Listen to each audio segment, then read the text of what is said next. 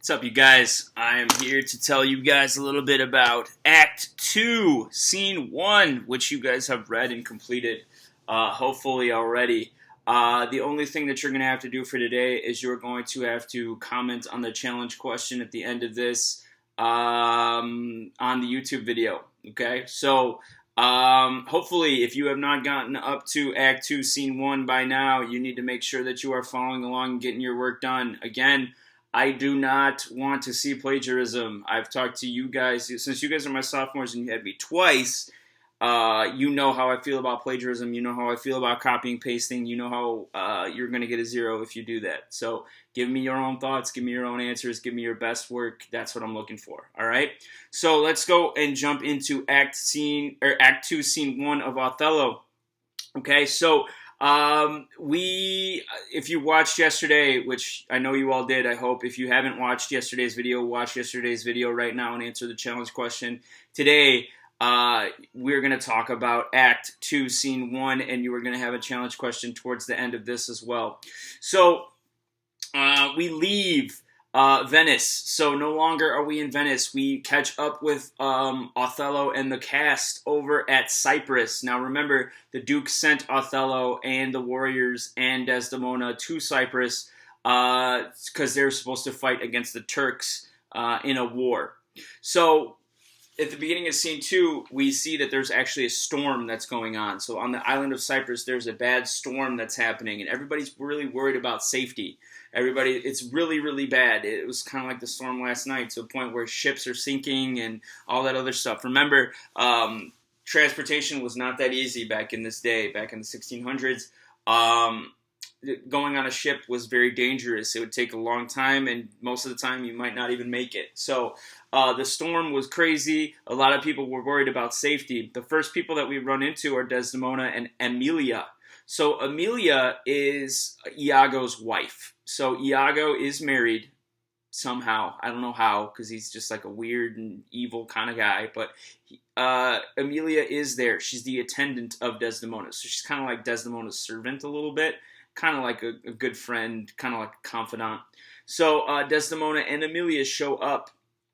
And Iago shows up as well. And Iago has a speech. And he talks a little bit to these guys. Kind of joking, but kind of not also. Iago's speech is about the nature of women, okay? He talks about how women are distrustful, how women are... He's kind of giving a real misogynistic approach to, how relationships and women are. I'm actually going to read from Act 2, Scene 1, page 6. So if everybody could, if you have your device or if you have it with it, if not, just listen to it. So Act 2, Scene 1, Iago says, he's having a conversation with Emilia and Desdemona. Emilia says, "You have no reason to say that." Iago says, come on. You women are all the same. You're as pretty as pictures when you're out in public, but in your own houses you're as noisy as jangling bells. In your own kitchens, you act like wildcats. You make yourself sound like saints when you're complaining about something, but you act like devils when someone offends you. You don't take your job as housewives seriously, and you're shameless hussies in bed. Desdemona says, "Shame on you, you slanderer." Iago says, Nah, it's true. Or if it's not, I'm a villain. You wake up to have fun and start work when you go to bed. Emilia says, "You clearly have nothing good to say about me." Iago says, "No, I don't." Desdemona says, "But if you had something nice to say about me, what would you say?" Iago says, "Don't make me do it, my lady. I'm critical by nature." So Iago is a very negative dude, right? And we get that from here. Iago is basically telling these women to their faces, "You guys ain't nothing," right? Iago sees Desdemona and Michael Cassio. They're all there kind of like together. He's saying these things in front of Michael Cassio. Now remember, he hates Michael Cassio because Othello promoted Michael Cassio to his position, and that's the position that Iago wanted. So Iago sees Desdemona and Michael Cassio are talking, and he's kind of there in the cut just watching them. And Cassio and Desdemona kind of look like a natural couple. They're both very smooth talking. They're both very good-looking people. And they're kind of like a natural fit. And Iago, in his head, is thinking, yeah, I'm going to plant the seeds of jealousy into Othello's brain. I'm going to make Othello think that Michael Cassio and Desdemona are having an affair. And I'm going to tell this to Othello, and Othello's going to go crazy. He's going to fire Michael Cassio, and I'm going to take his spot, right? So he wants to plant that seed of jealousy, and this is where remember we were introduced to that in the last scene. Now he's actually got moments where he feels like he can do that. So Othello shows up, and Othello shows up last, and this is after kind of like the storm that passes by.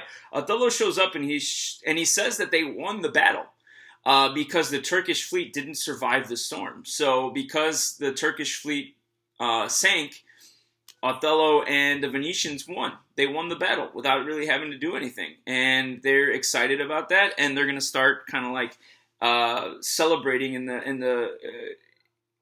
their joy, right?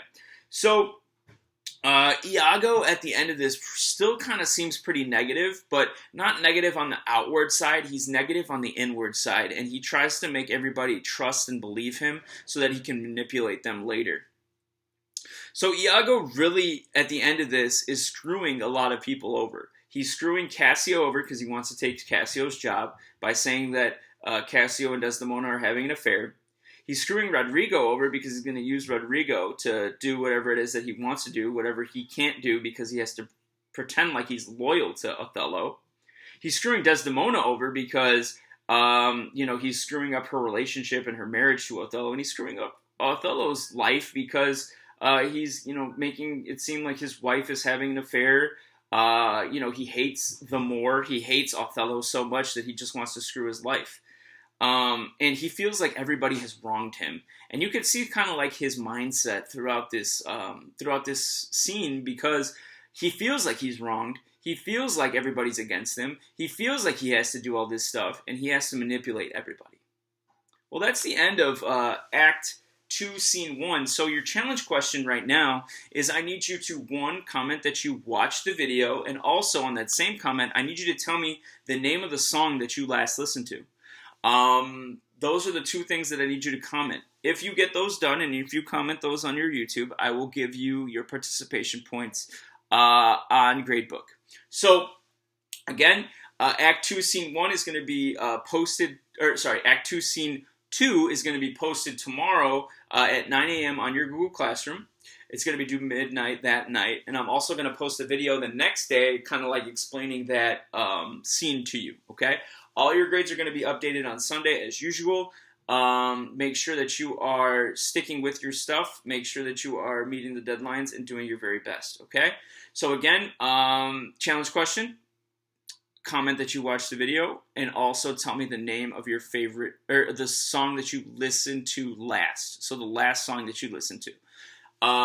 Please make sure that you give me your best work. Please give me your unplagiarized work. I do not want copy and pasted stuff.